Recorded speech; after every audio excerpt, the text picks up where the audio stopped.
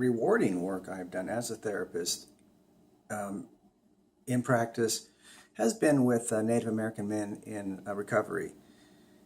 Three Rivers Native Directions in Manteca, California. This working with these men who have come into early recovery with their coping skills just decimated, just no, everything had been given over to drugs and alcohol. Their go-to coping mechanism was to get high. So it occurred to me that, well, the auto-process therapy diary card would be perfect for them. It's a systematic checklist. Each coping skill is broken out into thinking skills, ethical action skills, insight or mindfulness skills, and then emotional regulation skills. So it corresponds to the 4 directions, the medicine wheel.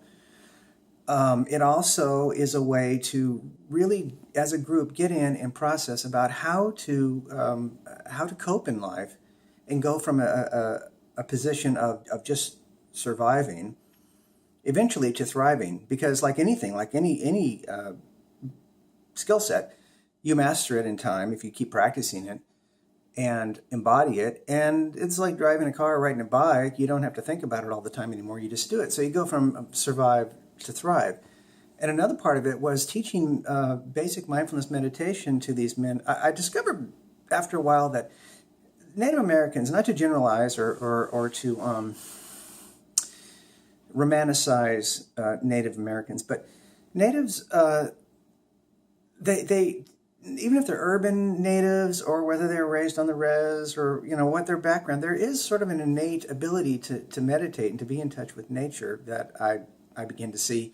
They didn't require a lot of instruction with meditation. They take to it rather quickly, but there is an emphasis on the spiritual, on creator, which, okay, if you're talking about Buddhism, you wouldn't say God or creator. Maybe you talk about Buddha nature or basic goodness, but that innate core wisdom that human beings come into the world with as infants from day one.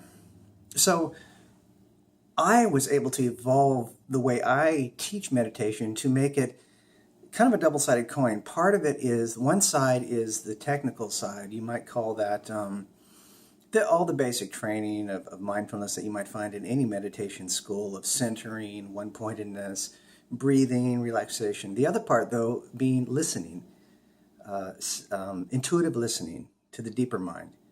So it is like a spiral that leads inward.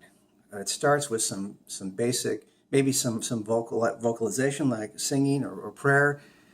Then it goes into some reflecting, and then as you go deeper into the meditative spiral, we go into stillness and listening and allowing ourselves to be drawn into the center of the spiral where unity already exists and where inner peace already exists. And this would be following the listening to the voice of Creator, being called to the center of being by Creator. So it has been a very powerful experience for me. It has really changed how I think about therapeutic meditation instruction and the insight aspects of auto-process therapy.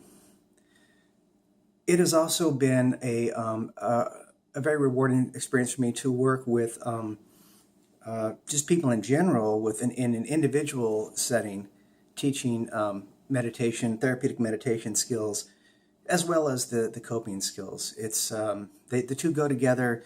They're inseparable. They really are inseparable.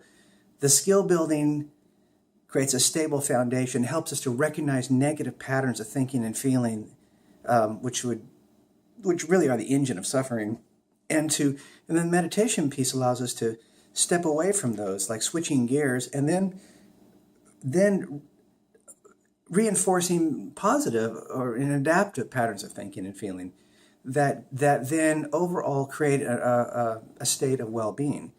So that's kind of the top-down approach. And then the bottoms-up approach would be to listen to the deeper mind, to begin to become more intuitive, more natural, more adaptive, and more in a state of process, as I call it, a process self perspective versus an object self perspective.